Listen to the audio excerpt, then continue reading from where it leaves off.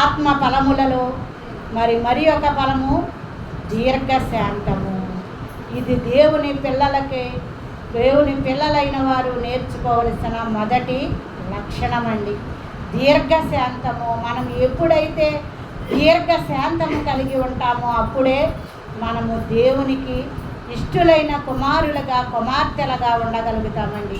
మనలో శాంతి సమాధానము మనము దేవుని కృపను పొందుకోవాలంటే దీర్ఘశాంతము ఎంతో అవసరమండి. ఆ దీర్ఘశాంతము మన ప్రభు అయిన యేసుక్రీస్తు వారు మనకి చూపించి మాదిరిగా సిలువలో తమ ప్రాణాత్మ శరీరములను ధారపోసి 1-40 కొరడా దెబ్బలకు తిని, అలాగే ముళ్ళ కిరీటాన్ని ధరించి వీపు మీద గుద్దించుకుని, అలాగే ఉమ్ము వేయించుకున్నప్పటికీ కూడా ఆయన దీర్ఘశాంతము ఈ లోకములో మనుషులైన వారికి ఎవ్వరికి